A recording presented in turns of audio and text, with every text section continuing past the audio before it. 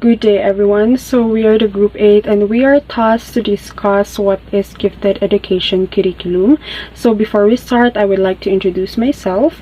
I am Krill Signabon and I will be giving some brief introduction about our topic. So first of all, what is gifted education curriculum or GEC? So this is a type of education that provides gifted and talented students with an educational environment or materials that are designed specifically for their emotional, social, and academic needs. So for the brief history of this type of curriculum, it can be traced back in the 1800s, culminating with the first gifted school opening in Massachusetts in 1901. So obviously this curriculum is designed to respond to the needs of the growing number of gifted students, and also it will help them to enhance and develop their gifted potentials. So who are these gifted students that I am referring to? So these are the learners whose potential is above average in one or more of the following domains, either in intellectual, creative, social, and physical. So how do we identify them? They have an original ideas. So these kids have a wild imagination and they can access an abstract reasoning as well. So what is the importance of GEC? So first is that it keeps the gifted child engaged in the learning process. So when the materials are not challenging and the pace is too slow, the gifted child may lose their interest very quickly, and this boredom or lack of interest can lead to a total shutdown of the learning process. The second one is that they offer advancement and enrichment. The third one is that it influences long-term success. The next one is that GEC supports a love of learning and it is social interaction. So gifted students will feel uncomfortable in a classroom with peers who think of them as different and unusual. So they will be shunned by other students and they will felt left out and rejected. So with the help of GEC, this gifted child will be placed with other gifted students who thinks the way they do, who face the same problems, and who enjoys the love of learning. So because of that, they will feel differently and comfortable. They will know that they are being accepted and understood. And the last one is that GEC have better assessing talents, consider and evaluate. Traditional schools may not have the training or assessment tools to properly gauge the strengths and weaknesses of the gifted child. GEC use tests and assessment tools to establish the right levels of opportunity and measure the progress of the child. They monitor development on a number of different skills appropriate for advanced learners. So gifted education curriculum has 5 models. Overall mission of SEM is to escalate the level and quality of learning experiences for any and all students capable of manifesting high levels of performance in any and all areas of the curriculum. As part of this mission, the model provides guidance for the development of challenging and appropriate educational opportunities for all young people, regardless of differences and demographic and economic backgrounds or differences in the rates. According to Renzulli 1986, the SEM is based on a broadened conception of giftedness that focuses on the many kinds of aptitudes, talents, and potentials for advanced learning and creative productivity that exists in all school population. Next model is the Parallel Curriculum Model or the PCM. The Parallel Curriculum Model is said to be a set of 4 interrelated designs that can be used singly or in combination to create or revise existing curriculum units, lessons, or tasks. Ang PCM ay isang unique method sa pag-oorganisa ng mga lesson plans. PCM utilizes 4 main components na kinukonsider sa pag-develop ng mga high-quality lesson plans. Ano nga ba yung 4 curriculum parallels sa model na ito? First is core curriculum. It is a plan that includes a set of guidelines and procedures to help curriculum developers address the core concepts, principles, and skills of a discipline. In here, the students learn essential understandings pertaining to a specific or particular topic or subject. The second is Curriculum of Connection Parallel. It is built upon the core curriculum.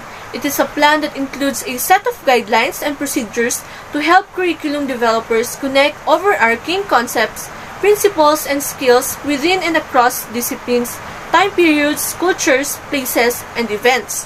This is to aid students understand multiple concepts of different areas. The third one is Curriculum of Practice Parallel. It is a plan that includes a set of guidelines and procedures to help students understand, use, generalize, and transfer essential knowledge, understandings, and skills in a field to authentic, discipline-based practices and problems. Dito naman, students are given the chance to practice the things they have learned. Nabibigyan ng pagkakataon ng mga students na bumuo ng questions, conclusions, at maging isang problem solver. Last, the fourth one is the Curriculum Identity. It is a plan that includes a set of guidelines and procedures to assist students in reflecting upon the relationship between the skills and ideas in a discipline and their own lives, personal growth, and development. This is very important to the gifted students because this allows them to explore and participate sa mga field of studies na related sa kanilang mga interests.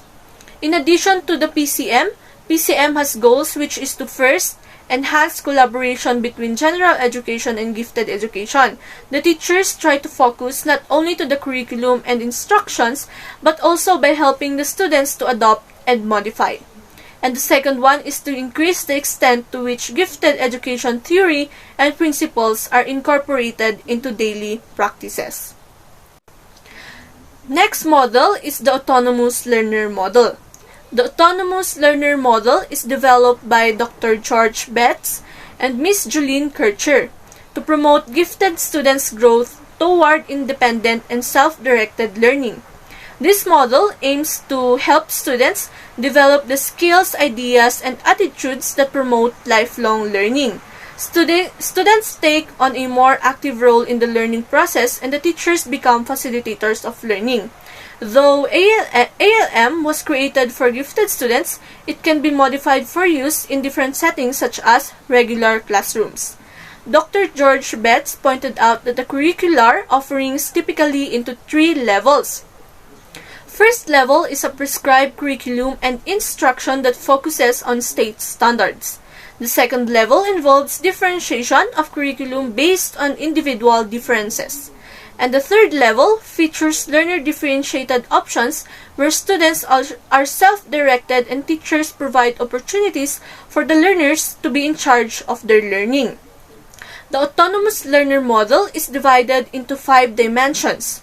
The first dimension is orientation. That acquaints students, teachers, and administrators with the central concept in gifted education and the specifics of this model.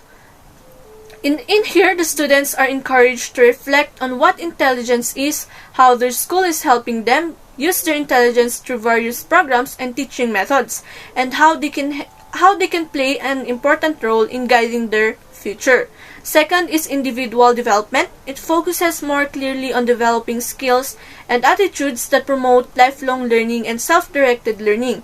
During this stage, students gain the tools they need to be independent learners.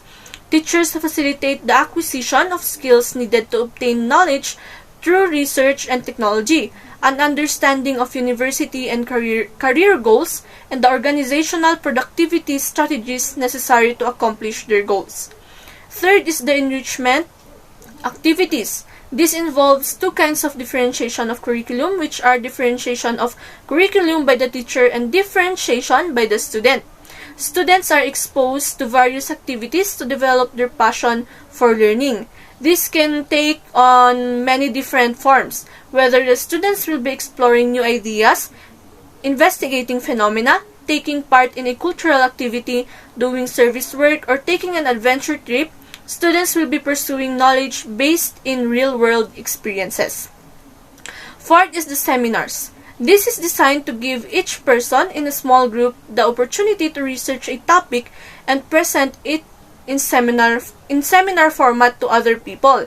Seminars in ALM are not taught by professionals or teachers. Instead, students create and oversee seminars that demonstrate the knowledge and ideas they have acquired during the ALM process. Usually, students work in small groups to create these seminars. The fifth one is the in-depth study.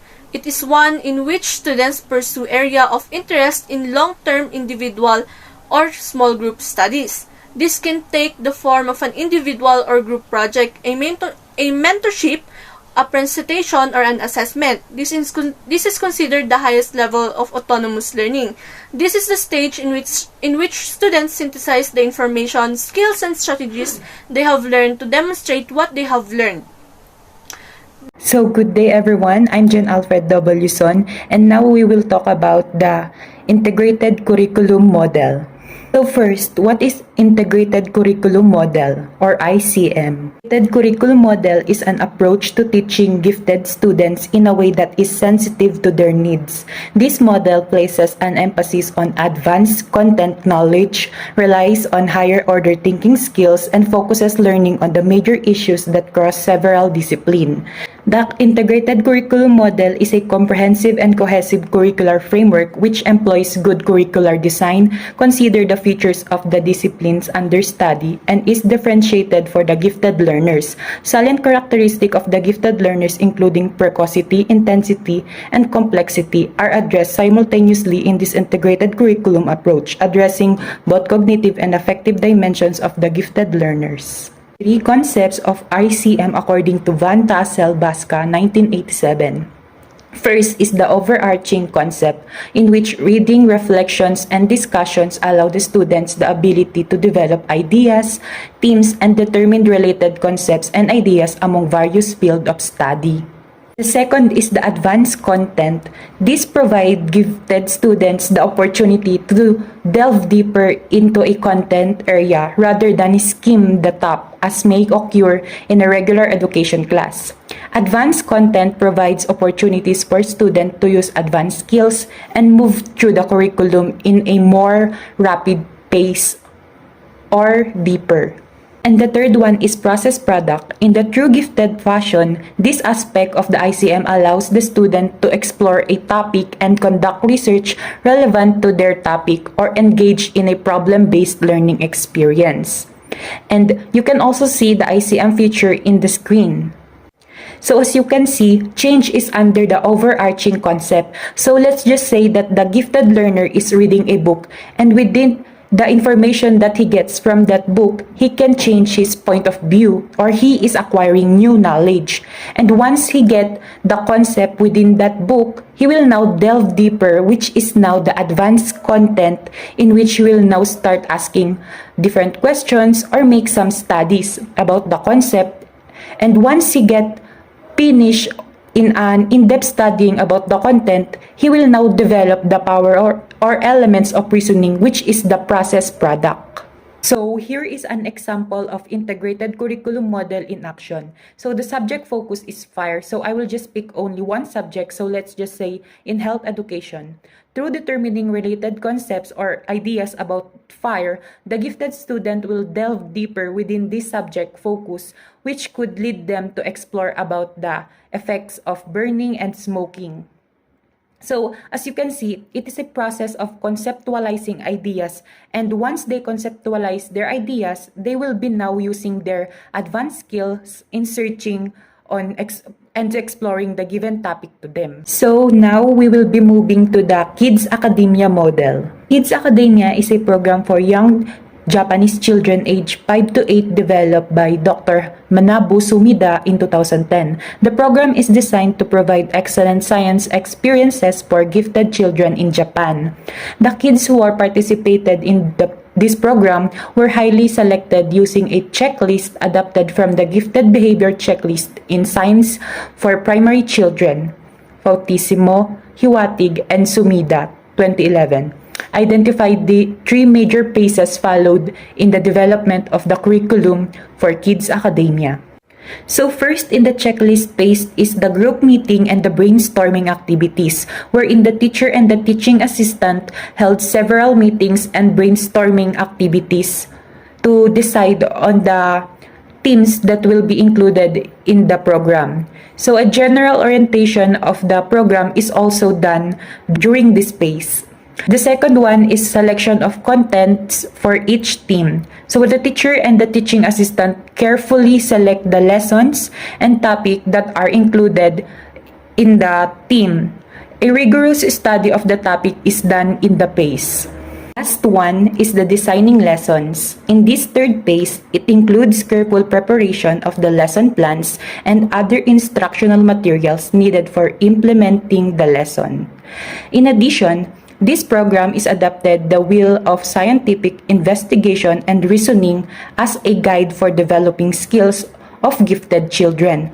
This model was adopted from the scientific wheel model of the Center for Gifted Education of the College of William and Mary to develop scientific habits of mind for independent research investigations. And that would be all. And I hope you learned something about our report for today, and have a blessed day. Thank you, everyone.